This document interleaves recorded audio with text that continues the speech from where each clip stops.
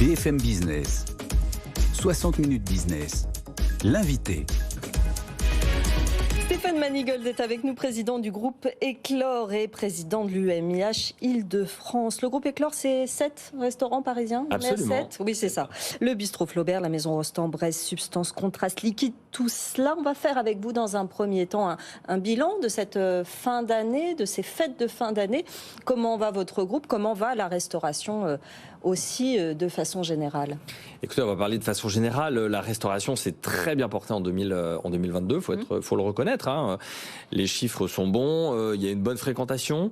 Ceux qui font bien, c'est-à-dire ceux qui sont transparents, ceux qui font maison, ils ont cartonné, soyons clairs. Et le 31, alors là, c'était... je pense que c'est une soirée record, une journée record. C'est un retour à la normale ou c'est plus record? Non, c'est au-dessus, vraiment au-dessus de ce qu'on a vécu en 2019. Enfin, déjà 2019, on était au début de Covid, hein, rappelons-le, ça arrivait déjà, mais on est largement au-dessus de tout ce qui s'est fait avant dans notre secteur. Donc les Français et Françaises ont consommé massivement. Rappelons que ça fait quand même 2 ans qu'il y a eu des restrictions. Le 31, c'était le premier moment où on pouvait se libérer. Voilà, bon, je pense que les Français sont bien libérés le 31, donc bon courage à celui qui veut remettre des restrictions. Alors la consommation, le panier moyen, si on peut appeler ça comme ça, est aussi intéressant pour cette année?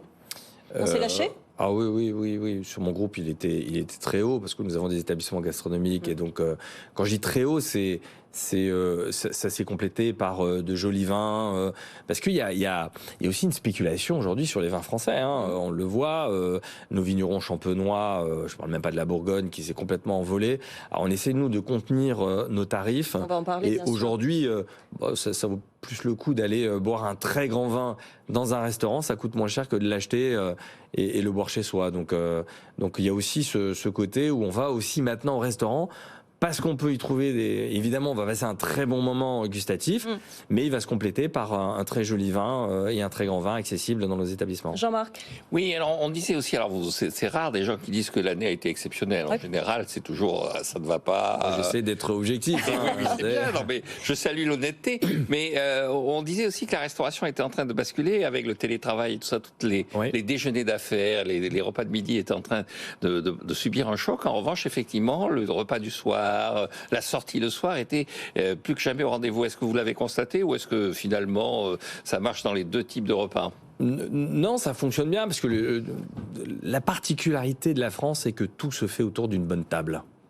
Que ce soit un repas d'affaires, un conflit familial... on se réconcilie à table et on dit la table.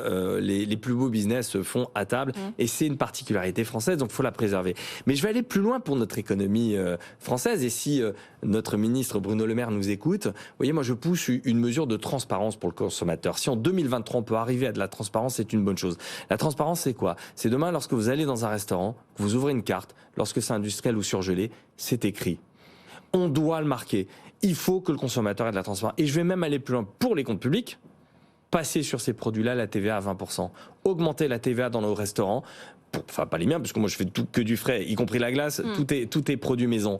Mais pour celles et ceux, les pièges à touristes, etc., il faut de la transparence. L'Italie a réussi ce pari extraordinaire, c'est qu'il y a de la transparence. Et bien chez nous, faisons-le. Et cette mesure, par exemple, pour les comptes publics, je sais que Jean-Marc Daniel est très attaché aux comptes publics. On aura ce débat tout à l'heure. On va y revenir, mais ça, c'est dans 5 minutes. Vous savez combien ça rapporte d'augmenter la TVA à 20% pour les produits industriels et ou surgelés? C'est près de 5,4 milliards d'euros qui vont rentrer dans les caisses de l'État. 5,4 milliards, simplement sans la TVA sur ces produits-là. Alors certains me diront, oui, mais alors tu vas taper sur des McDo, McDonald's, etc. Honnêtement, McDonald's, demain, s'ils vendent leur menu au lieu de 10 euros, ils vont le vendre 11 euros. Ils feront pas un burger de moins et pas une frite de moins et pas un coca de moins. On va y revenir. Par contre, c'est bon pour les comptes publics, c'est bon pour la santé, c'est bon pour... On va revenir sur les comptes publics dans le débat, ce sera à 12h35. Vous restez avec nous, évidemment, Stéphane Manigold. Avant ça, je voulais revenir sur votre bilan de cette fin d'année. Vous parliez de clientèle française, les touristes sont revenus également. C'est pas la majorité de vos clients?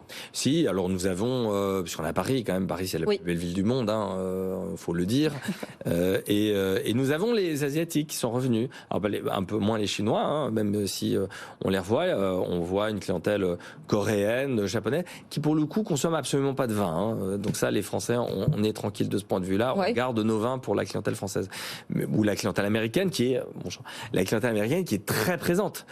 Et donc ça, c'est une bonne chose. C'est bon parce que le goût de la France, il faut le préserver et c'est aussi pour ça que je demande à ce qu'on hausse la TVA sur les produits industriels, sur les pièges à touristes, pour qu'on puisse demain mieux accueillir la Coupe du Monde de rugby et accueillir de façon merveilleuse et qu'on fasse rayonner notre gastronomie à l'international comme on le fait déjà pour les Jeux Olympiques de 2024. C'est bon pour notre économie. Et vos difficultés de recrutement sont derrière ou est-ce qu'elles sont... Exactement, voilà, exactement. nous avions la même idée. Hein.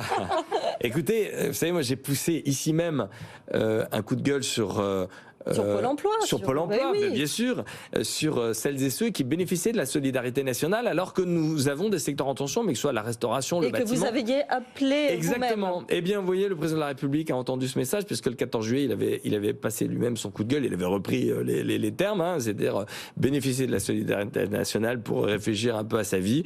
Eh bien, ça marche. Ça marche parce que nous avons de plus en plus de CV qui viennent dans nos affaires. On voit qu'il y a cette espèce de peur, au fond, de perdre ce que certains considèrent des droits. Rappelons que seul l'employeur aujourd'hui paye la cotisation chômage, hein, les 4, et quelques %, c'est que l'employeur qui le paye. Et puis je le dis à ceux qui considèrent qu'ils s'assurent donc ils y ont droit. Bah oui, mais vous vous assurez aussi pour votre voiture, c'est pas pour autant que vous allez rentrer dans un arbre parce que vous êtes assuré. Eh bien le chômage c'est pareil. Eh bien le chômage c'est un parachute qui doit bénéficier à celles et ceux qui en ont besoin. Eh bien moi je trouve que la réforme du chômage telle qu'elle est même pas encore mise en place, porte déjà ses fruits, puisque nous voyons un rebond des CV en salle, en cuisine, et ça c'est positif. C'est une bonne nouvelle pour notre économie, et c'est une bonne nouvelle également, cher Jean-Marc, pour les comptes publics.